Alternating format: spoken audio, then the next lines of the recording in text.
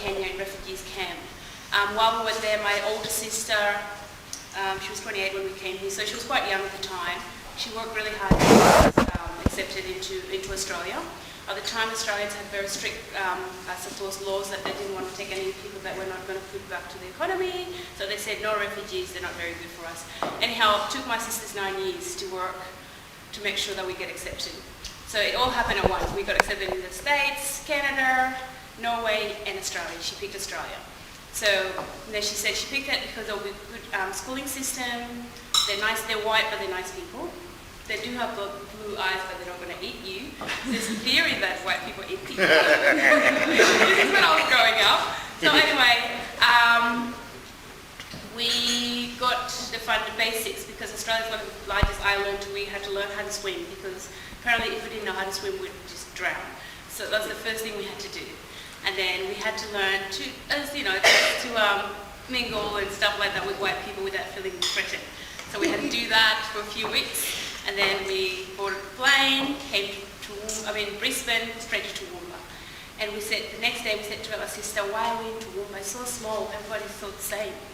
And she said, look, this is going to be it for you guys, it's a new start. And I said, oh, really? Yeah. I said, you've said this so many times, I'm not convinced. Anyway, so now I'm here. And I am convinced that Australia is a beautiful country. And I am convinced that what my sister said about Toowoomba was correct. When we first arrived, we had the best reception ever. We had so many different churches. The whole community was so into helping us. It was incredible. We couldn't speak a word of English. Everybody came to our house. We used hand gestures and whatnot. We made a few young friends that taught me how to say the F word. The first time that happened to me and my brother, so we got kicked out of class. But it's not our fault because it was a new country, we had no idea. Anyway, overall, I then went to Sudaneese College where I did my high school. Graduated in 2001 and decided that I didn't want to be in Toowoomba no more because it was too small and I thought I was this big thing. So I decided to just get out of Toowoomba 2 weeks after finishing high school. Actually, that's a lie. I went to uni and I thought I don't like uni, so I just go and do something else. I ended up in Brisbane and I got spotted by a modelling agency where I started modelling. I did that for a good 8 to 10 years. Halfway through I had children, so that meant I became fat, and as you grow out they don't like that. So they cut my work down extremely and still did a bit. Travelled the world a lot when I was younger. 18, I was living in Paris. Based in Paris, but travelled to Milan, New York, Asia, all those countries, working as a freak of nature. It was just my time because I think at the time there was this certain look that the designers and photographers were chasing, and that was, you know, round-faced African girl with a flat nose, big lips, whatnot. So that worked for me. It helped me make some money that I very well spent. So anyway. I met Steve yesterday at the Migrants thing. Was it the day before? Yeah. Day before. Yeah, the day before.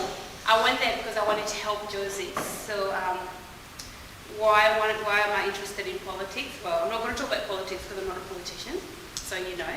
But I studied international relations. So when I came back from Sydney, after all that, got married, had kids, that didn't happen, came back home to my mother and decided to go back to uni, and I studied a Bachelor of Arts majoring in international relations because I'm very passionate about refugees and I'm passionate about women and equality and whatnot, coming from Southern Sudan. So anyway, I met Eddie from the multicultural, that agency, MDA. It's where they help refugees integrate and stimulate into the community. So there I said to Eddie, look, I've finished uni, I can't get a job. I've tried everything and anything, and nobody would look at me.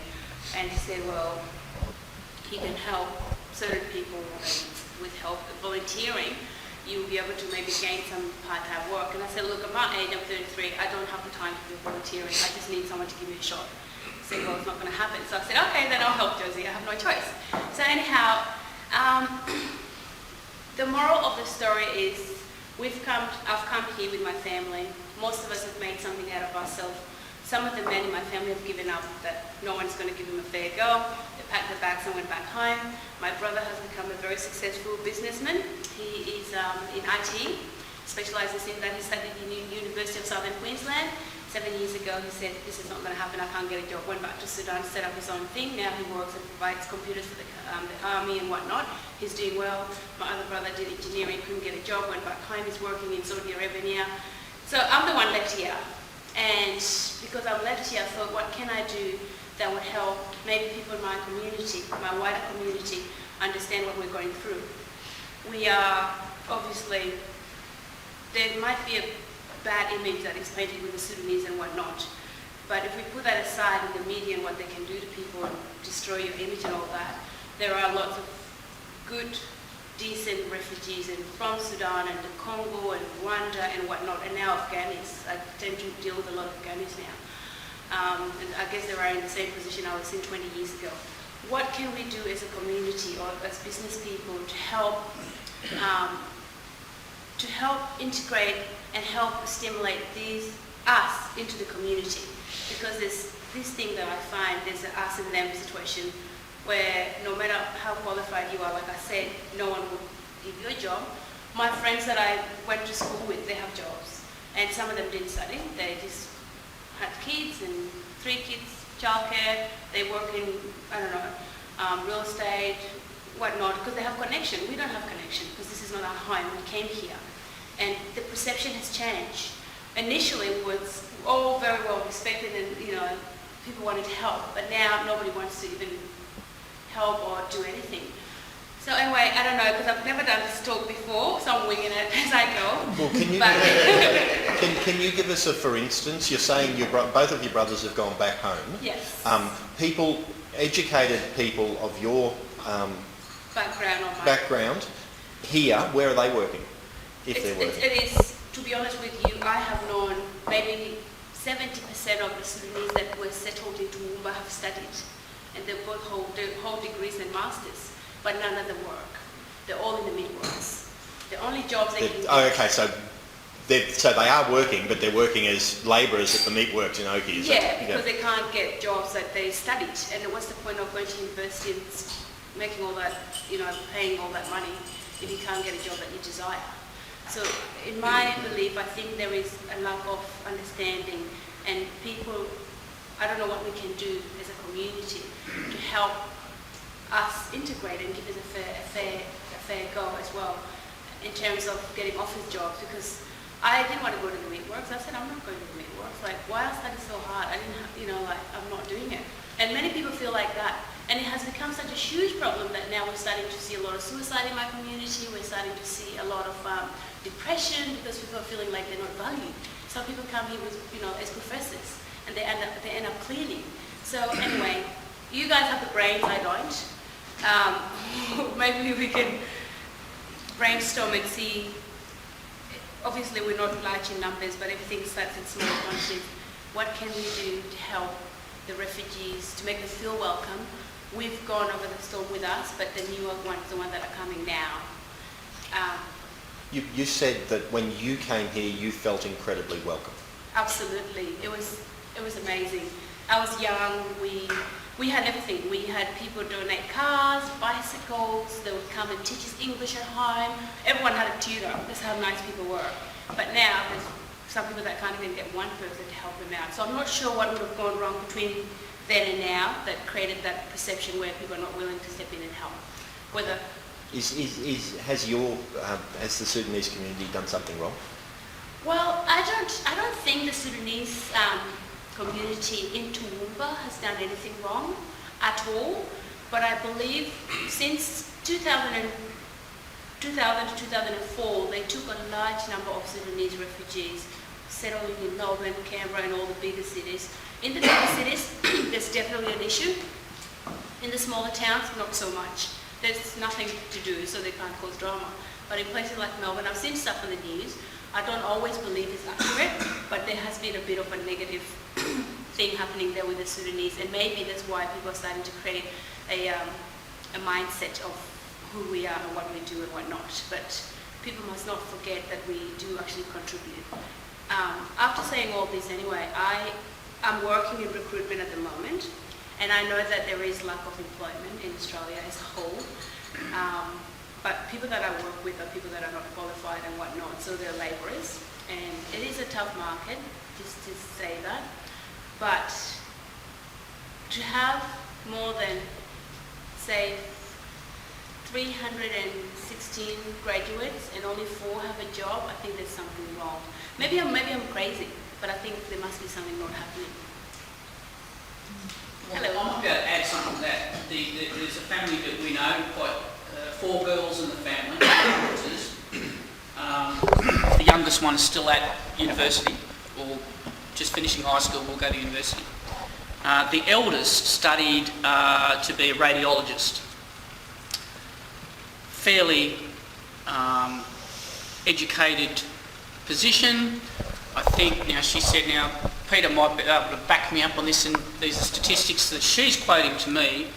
Out of her year, there was 48, this is in Australia, as far as she knew, there was 48 people graduated as radiologists, and there were only 25 jobs on offer for that particular job in the whole of Australia. So only 25 of them. So half of them, or roughly half of those young radiologists, are working in some other job that they don't, isn't their first choice. She could not get a job as a radiologist. She then went and did another post-graduate degree in ultrasound, because she could get a job as an ultrasound technician. Right. So that's what she's doing now. Right. So even at that really higher level, right now, this girl would be 23, 24, something like that, of 8 years of age. There just seems to be not enough jobs for even everything from, labourers, blue collar, white collar workers, up through to even academics. So I'm thinking that it might just be, and we were talking about this earlier this morning over breakfast, that interest rates are low, but business doesn't seem to be driving jobs at the moment, nor does government. So seems to be just a lack of jobs out there. Are you saying that this isn't specifically for the Sudanese? Well, I'm saying that it may not be specifically for any group. Right. That as a whole, if you look at it holistically, there seems to be a lack of jobs available, because the economy and the job growth figures have been reasonably stagnant for some time now. And I'm not sure why that is, because it's not like we're in a high interest rate situation. It just seems to be we're stalled. And when I have people coming in to build websites, and I'm asking them, why do you want a website? Oh, to generate more inquiry. Our inquiry rates dropped off, so their workloads dropped off. So I don't know if anybody else has got a comment to make on it, but I agree that it's probably harder. We've got that in the law industry as well. Next Monday, we will have an admission ceremony in Brisbane. 100 new lawyers will be admitted. We do that every month. Just in Brisbane, we have also, I think, Rocky and Cancer. We'll have 100 new lawyers in the market every month. There's just not that many jobs out there for lawyers. And, that's the same. What we can't find is experienced support staff. You can find lawyers. We just put on a lawyer just recently. He spent the last 3 years working in the mail exchange in Banyo in Brisbane, sorting mail. So, as I said, every month we just turn out. There was a news agency, it's on the corner of Bridge and Ruffin Street, right next to the Mitre 10. Now, they opened up an agency at North Point Shopping Centre when it was built. Okay, they advertised for, there was one part-time position on a Saturday morning in the store, just basically to, sales position, take the money, people buy newspapers, whatever. I said, how'd that go? And they said they had 500 applications. Wow. 500 applications. Just for a I do agree with what Tony has just said, and I haven't met you, and I do agree with you as well. It is, like I said before, it's a tough market. It's hard to get jobs overall. But what I'm finding, what I think with the ethnic or people like me, the minority, might be when we first came here, they had programs and organizations that taught us English, the 500 hours of English. They taught us that, and that's what they're doing with Afghanis now. But what they forget is how to integrate people into the society properly. And with me, I went out of my way and made friends, left, right, center, and back. I didn't care. It was me. I wanted to feel comfortable. But for most of my people, where we're from, we're not like that by nature. So we tend to stick to our own little groups. And that makes it even harder to try and integrate into the other society, especially when we're not made. We can learn the language, but learning a language does not qualify you to get a job. You need to learn the culture. So in Toowoomba, there's not a place where you can go and find the Sudanese well blended into the community. It doesn't happen. The Sudanese do their own thing, and everybody else does their own thing. So my thinking was, if the local government had tried and used maybe a language that is not so divisive when they talk, like multiculturalism is what we are as a country, but it is not very evident in the way we live in our daily lives. And in our daily lives in this city, or in our daily lives in the smaller cities, because the government thought if we take them, put them into countries, town, it's going to be easier for them to integrate. They failed. It doesn't work. People that are in bigger cities are more integrated very well, because no offense, but people are more accepting. I lived in Sydney for 12 years. I never had trouble getting a job. I just walk in with my resume, I'll sell myself, and I'll get a job. In Toowoomba, I was here for 3 years doing my degree. While I tried to look for a part-time job, I couldn't even get anything. Not in the fruit shop. Oh no, we're not looking. Oh, but it's not because the market is so hard. It's because they just see me and straight away I'm judged. You know what I mean? I had to go to churches and talk to people. What can I do to get a job? I need to feed my kids. The option was to go back to Sydney, where if I go there, maybe it's going to be an Indian guy interviewing me or what, I don't know. Or maybe it's going to be a Chinese girl at the reception. So the thinking is different. So what can we do in Toowoomba to make these people feel a part of the community? Okay, I'm going to throw that question back at you. As a part of the Sudanese community, what can you do in Toowoomba to integrate your people who you have just said to us stick to themselves? Well, first of all, they're afraid. I wasn't expecting that. It is, yeah. Thanks for throwing it back in my face. You can kick him later. It is hard because when I came back to Toowoomba 3 years ago nearly now, I said, it's so different now. Like I'd go to Woolies and people would give me this funny look, and it used to be so different. All the lovely little ladies would always come up to me and, oh, hi, how are you going? How are you loving Australia? Da-da-da. Now nobody talks to me. What have I done wrong? Anyway, the way we could overcome that is, I suppose, like I said, is to do with the local government, really integrating people into the community by stepping out. Where are they? Where do the most Sudanese people meet? My church, there's 250 people on Sunday going to church. You never see a white soul there. Can we then have the leaders in Toowoomba go there and say, look, you can feel welcome to come to these things. What can we do with the older ladies to help them? Because they're suffering from depression and isolation anyway. People like my mum, she's 87, she has no friends. She knits, but now she can't knit anymore because she's blind. If she had other friends, that would keep her sane and going, you know what I mean? But nobody is willing to help. So I think if we could be open, and then they will feel okay to come in, like we felt when we first got here. Good question? It's more an observation. Like, I agree about the jobs. You know, it is a tough market, but I think the media has a big responsibility what they portray. You know, something happens overseas and they put this fear element in, and I'm not saying that we're fearful, but you know, I mean, like, you know, put the fear element. She's the one that was going to get eaten. Not being alive, I'm not born here, so you know, it is a conservative town, and I think they need to open minds up. I mean, Toowoomba's we've got 60 different languages spoken in Toowoomba. Yeah. You know, we are the biggest multicultural town just about anywhere, and I just think, I think we do need to open minds, and I think the media's got a huge...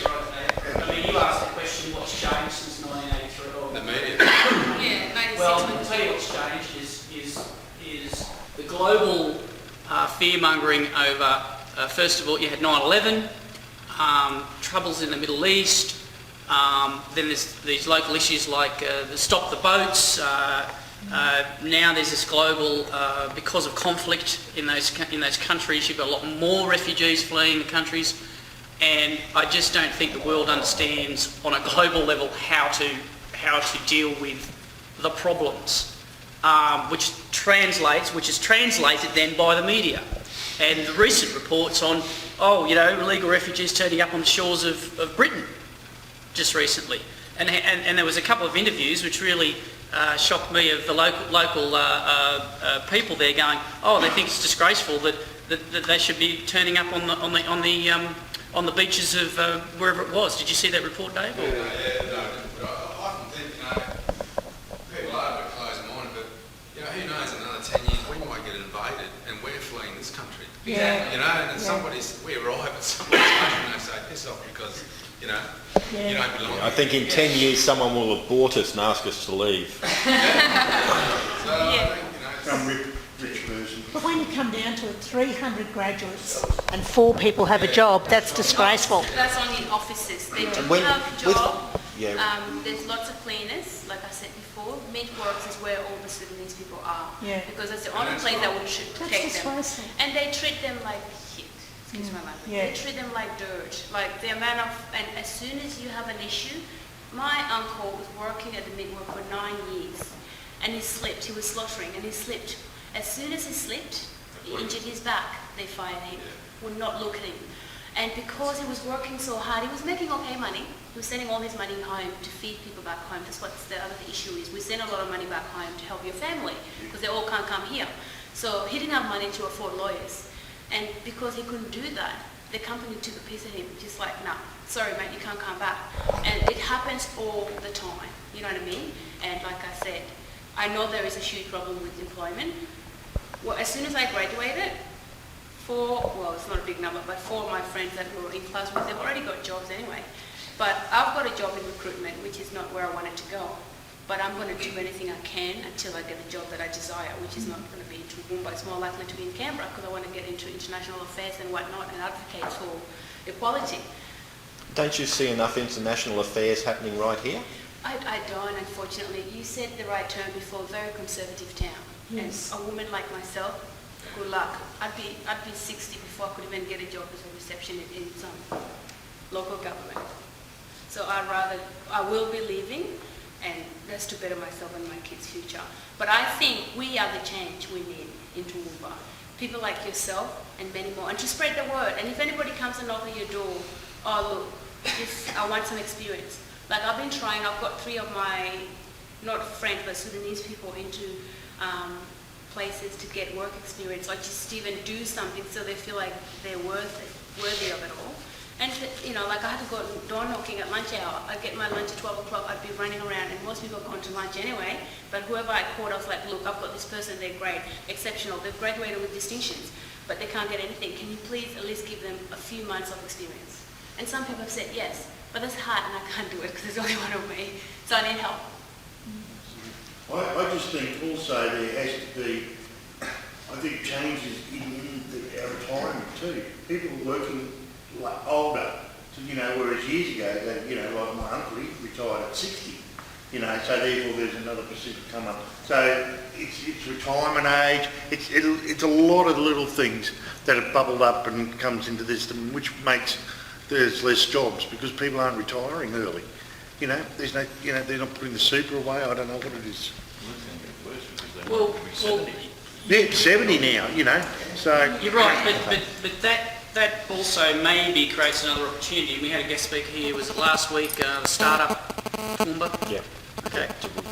Was it Mason? David. He's been putting out some emails, I think, I don't know, he linked up with me on LinkedIn or something. So they're running a lot of workshops. So point is, I've been in small business most of my life. I have worked after I got my qualification in electronics engineering, went through that stage, but moved in different directions. Then went into small business. There is an opportunity, I think, that the day of the employee is starting to become less reliable, jobs are less secure, I've not had a secure job for, 30 years because I'm in small business, and that's usually the definition was small business, you're We're gonna wind that up self-employed, you're one step above unemployed. So why not look at people, giving them support to maybe start up their own venture or become part of a startup?